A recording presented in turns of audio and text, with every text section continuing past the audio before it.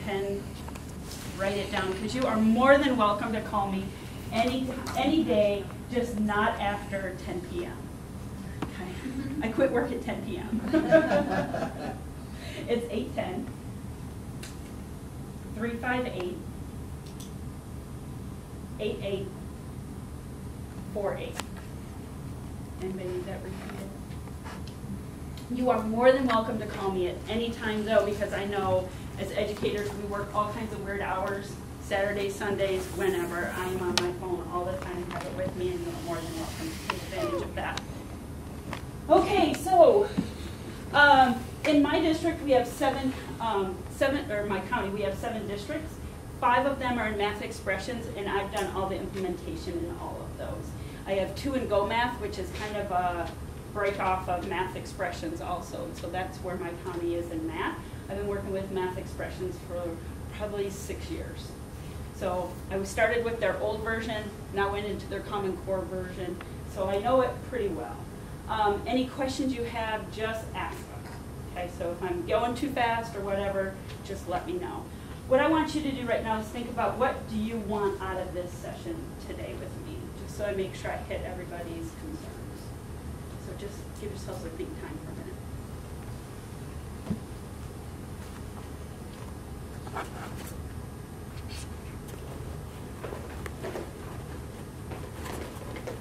And let's just do a quick roundabout here. So please tell me your name and what you want to get out of it. I guess maybe the most important thing for me is tricks of the trade. If you have shortcuts that I don't have to blunder through, that'd be great. Okay. What I like about this program is it's going to teach you how to teach math. And it's the only program out there, and you have the manuals. You see how much reading there is?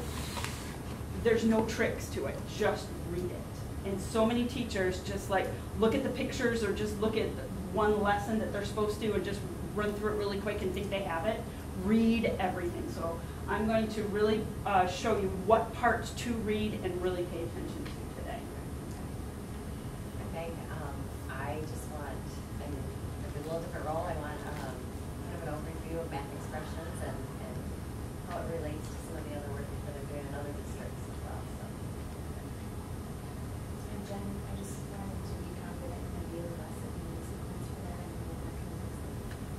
Okay. Cindy, I forgot to ask you, what grade level? First. Thanks, Jen.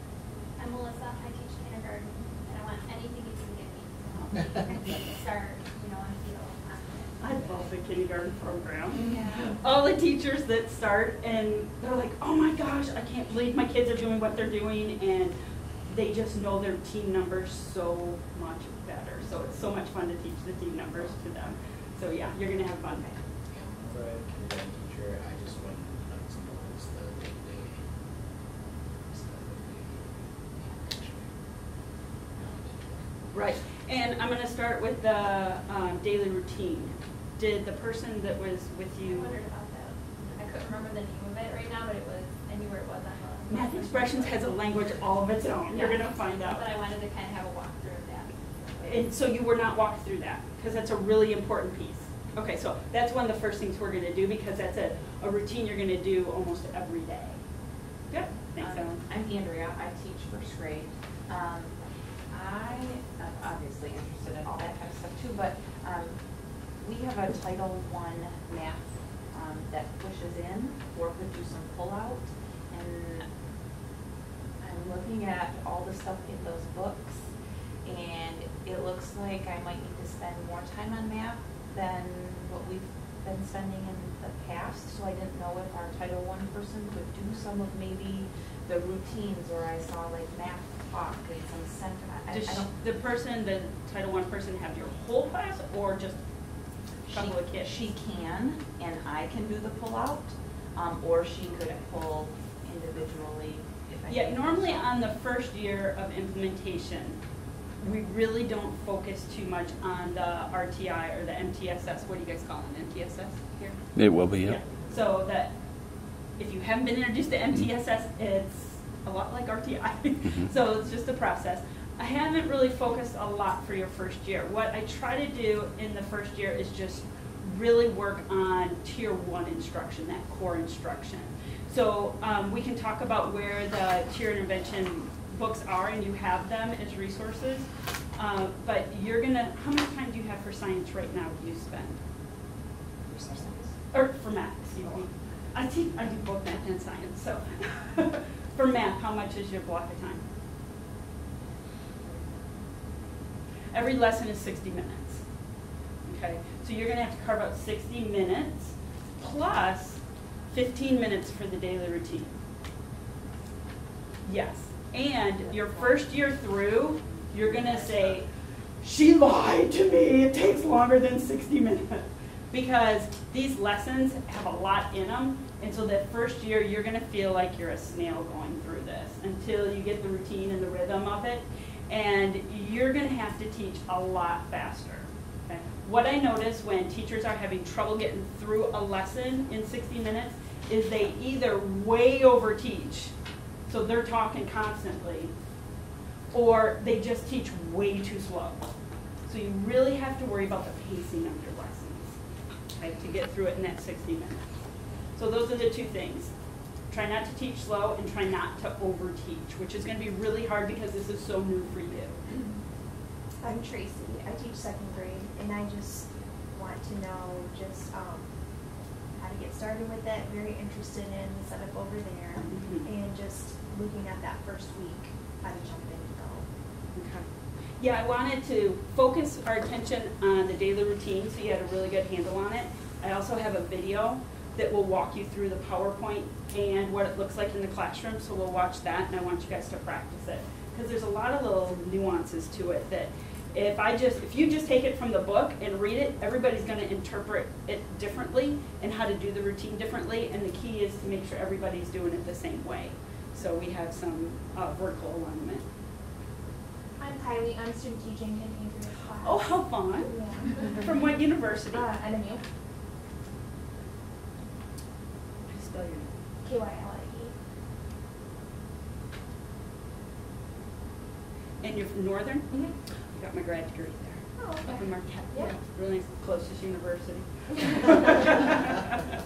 Following snow trucks. Snowfalls up to there.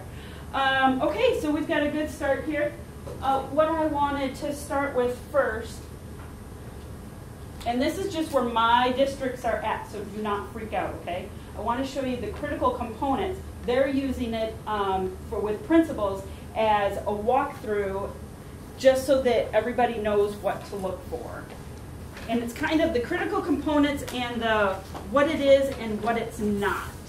So this is, your first year is not used. So if you give this to anybody, I would suggest like taking off the title and just putting critical components on there. And it's not evaluation. Teachers look at this and like freak out right away if I give it to them. But this is just a really good one-pager about all the critical components and what you should see in the classroom and what you should not see. And you can see we have the math expression lesson. And the first thing that I see teachers do is teach out of the book. The kids have their papers and there's nothing behind them. You should always have a visual of what you're teaching. So I always keep the teacher manual up there. Because I can get to the teacher manual anytime I want to, and I can get to all the other resources that I need for them right there. All except the whiteboard resources. If you're using Smartboard or Promethean, you have to get out of this and then get into that section of the Think Central. That's the only thing you can't get to from your teacher manual. So I'll show you how to get to the other resources if you haven't been shown that yet. But you should have posters hanging up. If Math Expressions has a poster for that, especially in geometry, they have some good posters that you want to move there. If you're using word walls, use them, and all the lessons should be taught within the time frame. Do you have your books with you? I see one. If you have them, let's get them out, and if not, I've brought some too. Do you want one? I can look at it.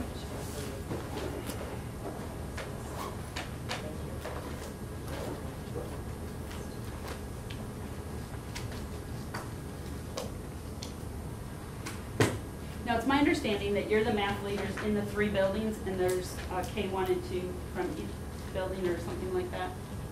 Close to that? 2 buildings. 2 buildings? 2 buildings with K2. Okay, that's right. Okay.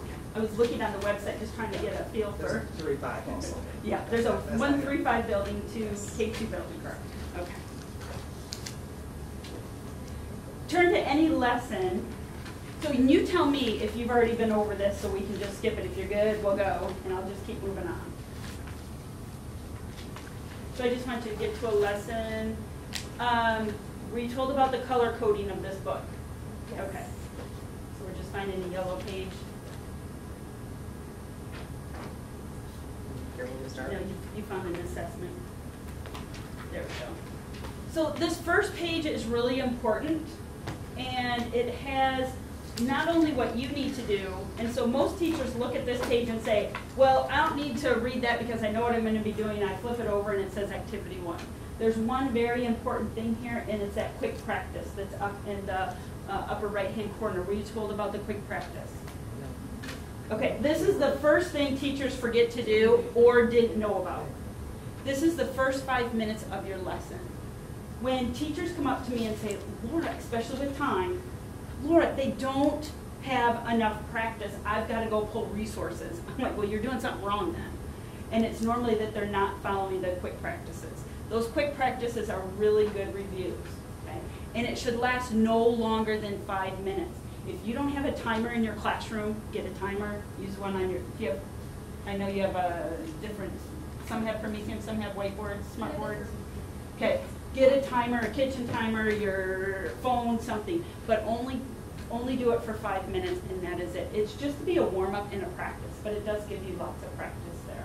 So the quick practice is really important. Now, what you notice is that it gives you directions for the quick practice, and then as you go and flip through the next lessons, it'll say, do quick practice from lesson blah, blah, blah. And it doesn't give you the directions any longer. And then you're flipping back and forth in your book, and it's terrible, especially for subs.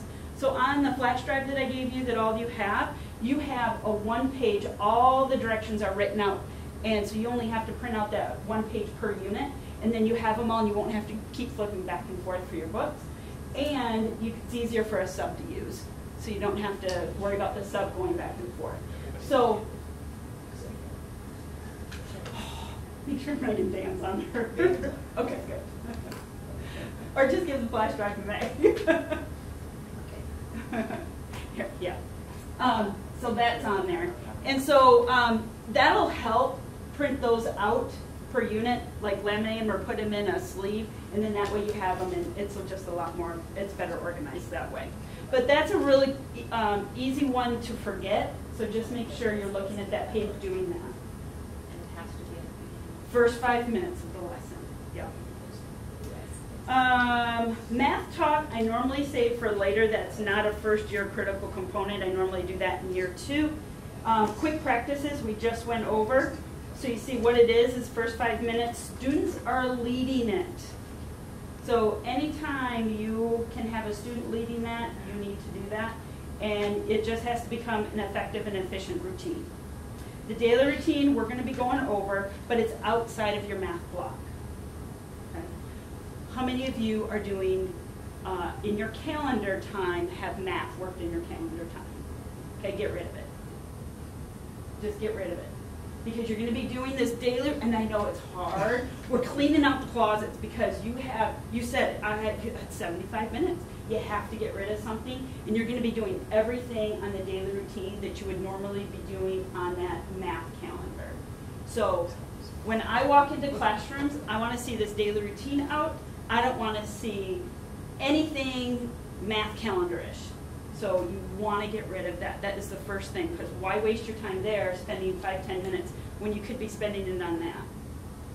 So that's the first thing you want to do there. It's outside your math block, so don't come back after lunch, do that, do your quick practice, and then start your lesson. That's going to be way too much. So do that some other time other than your math time. It is student-led. I have a video, so you're going to see how students do that. And it should take less than 15 minutes. And the 120 chart and the money flip chart should be visible during the day and being used, which means Your 120 chart and your flip charts should have the same numbers on them at all times. Okay, because it's all, that daily routine is all about seeing one number like 4 or 5 different ways. Basic fact fluency, we're going to talk about a little bit later. It's in the book, it's kind of hodgepodged around it, and it's really hard to see a coherent program for that. And I had talked to Dan just briefly about what I suggest, so before we leave, make sure we get to that one. Problem solving, that needs to be another day. I won't have time to work on that with you. And second grade, who's second grade? Second grade, you two start out with your problem solving chapter. And you need to make sure you really read that getting ready to teach section, and we'll go over that. But you start at first grade, I think yours is like unit 5. In kindergarten, yours is kind of sprinkled throughout, so you don't have to worry about it. But second grade, you've got a really kind of a hard start if you don't have any background knowledge on problem solving. And so we're going to make sure you have that with getting to know you or getting ready section. Okay. Strategies, methods, and proof drawings, that's going to be a later session also. I guess I'm going to have you at some point, probably through Skype or Adobe Connect or something. And those are the 2 things that I want to go over with them, is the problem solving and the strategies. Homework and remembering. I just learned something this summer from another consultant. And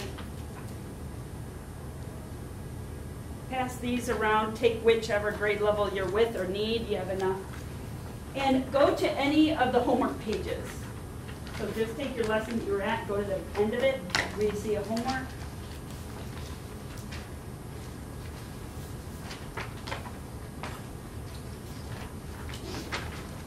It's a purple page. Okay, and above your homework, there's, it's like a homework in a little backpack, and read underneath that.